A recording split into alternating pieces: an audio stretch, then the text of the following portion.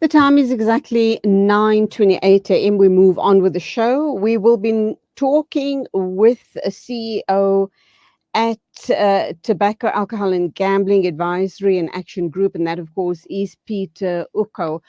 Do hope I'm pronouncing your name correctly. Very good morning to you. Welcome to the program. Good morning. Thank you very much. Yes, Ucko, it's all fine. I'm happy. Which is the right pronunciation, by the way. Well, I think it depends on which language we're speaking. In English, a U is U, so I generally say Ucko. But a lot of Okay. people pronounce the U as you did as U, and I'm happy with Ucko. In Afrikaans, you might say the U is U, so it's Ucko. But Ucko in English, but I'm happy. As long as we Okay. can talk about the critical topic of tobacco control and saving lives. Absolutely.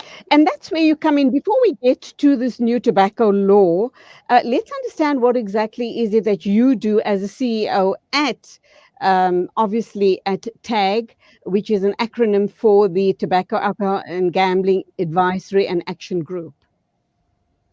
Well, primarily we're involved with the strategic and policy and legislative processes of tobacco control.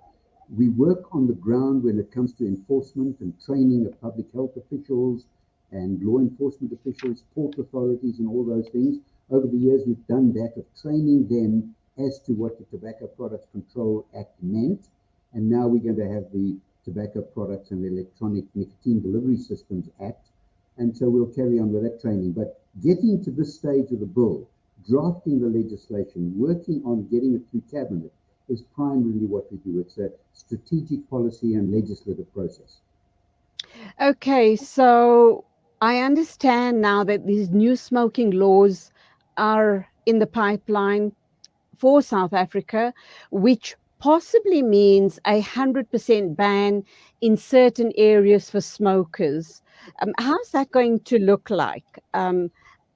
To me, it seems as if the ban is in place already because I don't seem to come across very many smokers in public spaces. Yes, you're perfectly true, Julie. There is a ban on smoking in indoor public places, but regulations allow for smoking areas to be created, and there's certain rules as to size and ventilation and so on. But technically, smoking in indoor places has been prohibited. What this act will do is remove the allowance for indoor smoking. So there'll be zero indoor smoking. The bill seeks to control smoking in outdoor public places, which a lot of people already apply, such in sports stadia and so on, where even outdoors, secondhand smoke can affect non-smokers. So the bill goes that step. Then when it comes to private dwellings, for example, at the moment people do smoke in their private dwellings. And very often the most vulnerable people in society are negatively affected by that secondhand smoke. And the vulnerable people are, to begin with, women, because mostly men smoke, children, because they have no defenses. If a father or an uncle or a grandfather smokes in the dwelling, it's very difficult for them to say anything or do anything. And the other category is domestic employees. It's a very vulnerable part of our labor force, and they are not protected in their workplace as other workers are protected in offices and factories. And that's the essential thing of smoking and the act. It does go further with controlling electronic devices and so You're talking about vapes, etc. on. Vaping, Yes, people who vape. Yeah, I okay. don't like the term vaping because it makes a killer habit and addictive habit sound nice. Uh, Mm, mm. when electronic cigarettes originally started, when you took a puff and you breathed out a little tiny puff of something came out, and they called that vapor. It's not really vapor, it's an aerosol containing hundreds of toxic chemicals and compounds and particulate matter that are harmful to health. These days, the electronic devices emit huge, dense plumes of smoke. Now, why would you want to put that into your lungs? It's really dangerous. Absolutely. In addition to which, they contain nicotine. So, sucking on an electronic nicotine delivery device is really more accurate than saying vaping. I'm going to throw something at you, which is slightly outside of our discussion this morning, but I'd love to hear your thoughts on it. The issue around dacha being decriminalized for personal use in your own home and for health reasons. What are your thoughts on it? Um, seeing that you are so strong on anti-smoking, there's also the thinking among certain interest groups that smoking of dacha, is less harmful than cigarette smoking. And I'm sure you've done your research in this. Well, first of all, the medical aspects of the components within the plant of marijuana have been reasonably well documented when it comes to pain relief and so on. But let's deal purely with the smoking aspect of it. First of all, it contains the THCs, which do absolutely and without question damage the brain and the body. But just smoke. Why would you want to put any form of smoke into your lungs? It's harmful, apart from the fact that it's mildly addictive, and apart from the fact that it will negatively affect the brain. There is ample evidence to indicate that. Why do you want to smoke, put a fire on the end of anything, and suck that into your lungs? It's just silly and it's just harmful.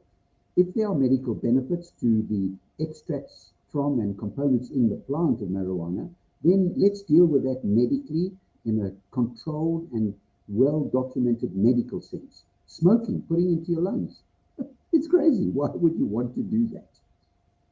Okay, and the all important question, the suggestion that smoking dacha is less harmful than smoking cigarettes. Do you believe it's one and the same thing? Is it worse? Is it better? Is it less harmful? Well, okay, let's talk about harm. If I walked into the studio now with a little .22 pistol, that's a small little bullet, and I put the gun against your head and I shot you. Now imagine if I walked into the studio with a 50 caliber or a 45 caliber big pistol with a huge bullet, and I put that against your gun and I shot you. Which would be less harmful? Which way would you be less dead? So I don't want to discuss the degrees of harm. Right. Smoking marijuana is harmful. Why do it at all? Okay. Okay. So you're not going to tell me which is more harmful or less harmful. Are they Well, equally harmful?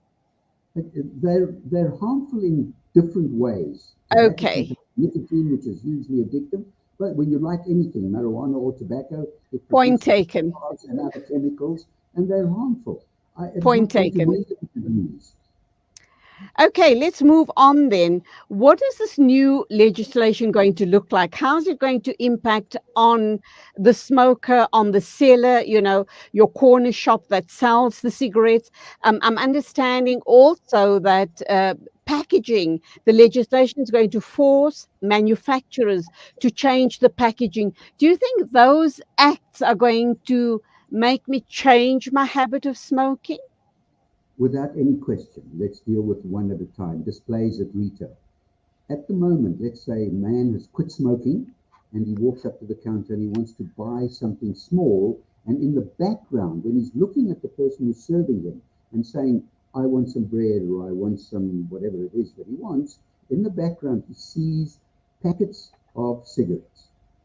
And we don't know what triggers the images and everything else might trigger in his mind something that then he says, oh, give me a packet of whatever brand he used to smoke.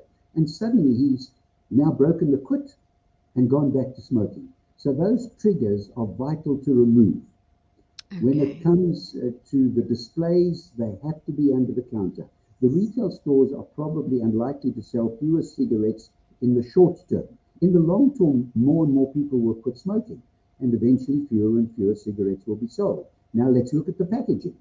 The packaging of cigarettes are glamorous, shiny, hologram images, all sorts of things to make a brand glamorous to a particular smoker.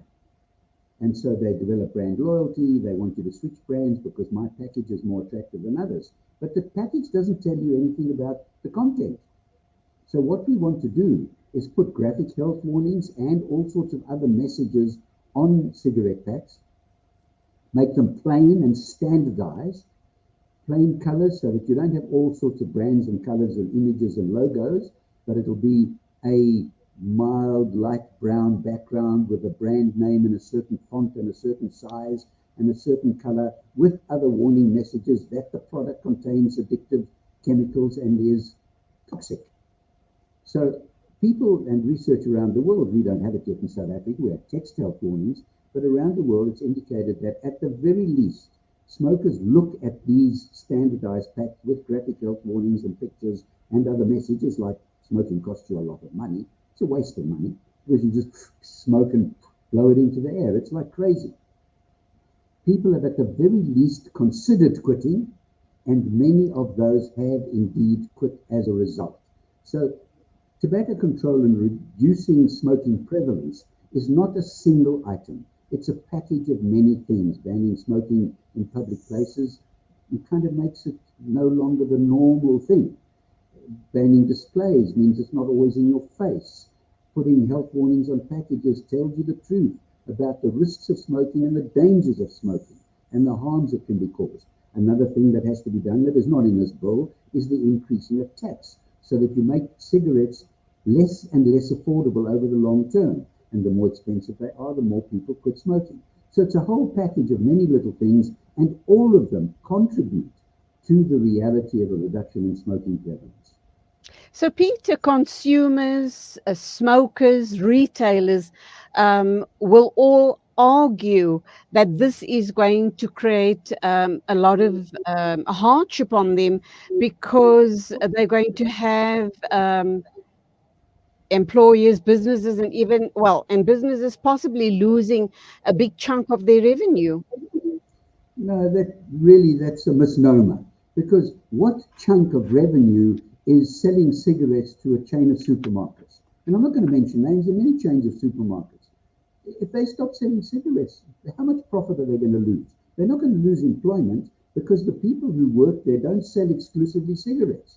They do other things. They pack shelves of other things. They service customers in other ways. So nobody's going to lose jobs. Nobody's going to become unemployed. No businesses are going to close down. You're just going to readapt. And we are really good at adapting. I'll give you an example. Fax machines. I don't know if you remember those. Magnificent things. You could take a picture and send it to someone across the country and across the world. Now there's no Right. such thing as a fax machine. What happened to the people who manufactured and sold fax machines? What happened to the people who serviced and repaired fax machines? What happened to the people who made the paper rolls for the fax machines? They all have jobs in other areas because the money that was spent on fax machines is now being used elsewhere. The technicians who were servicing those machines are servicing other machines like photocopiers and printers. There is no loss. Cigarettes, for example, are manufactured by machines, not necessarily by people. It's a mass production operation. People are not going to lose their jobs, and the money that is spent on cigarettes doesn't disappear. That money will be spent on other goods like clothing and shelter and Okay. education, the important things. So, when can we expect this new law to come into? That's an When was the open. new? Thank goodness Cabinet has now approved the bill, and I'm delighted to say that the bill looks much better than the original draft. And we as Okay. TAG made a lot of input onto technical and wording changes into the original draft, and it certainly looks as if the state law advisors, the state advocates, and the Cabinet have adopted probably 90% of the changes we recommended, and the bill looks good. When will it come into law? That's an open-ended question. It now has to go to Parliament and to the National Council of Provinces. There have to be public hearings, and eventually Parliament will approve it. Then it goes to the President, sits on his desk, and the more quickly he signs it, the better, and then it becomes law. We are hoping, we are hoping beyond measure that it will be done before the end of 2023. That will be a miracle. And that's where we leave it. Peter Ucko from TAG, the acronym obviously for, he obviously the CEO at Tobacco, Alcohol and Gambling Advisory and Action Group, talking to us about new smoking laws coming for South Africa, including a 100% ban in certain areas. So you do need to be aware of that if you are a smoker. So prepare yourself, start cutting down so that you're ready for the inevitable. Thank you for your time. Have a great day and all the best. My pleasure. Thank you for having us and getting this important message across to your listeners, and I hope that they get the message and make the decision, those who smoke, to quit smoking now. Absolutely. It is exactly 9:43. News and Views with me, Julie Ali, right here on Salam Media. Our final interview for the day coming up. We're going to be talking with the Benchmarks Foundation about a very important conference that's coming up. And hopefully, if you have an interest in this area, which is mining, that's where you have to be. So we're going to unpack all of the details of that conference in a minute or two. So please do stay with us.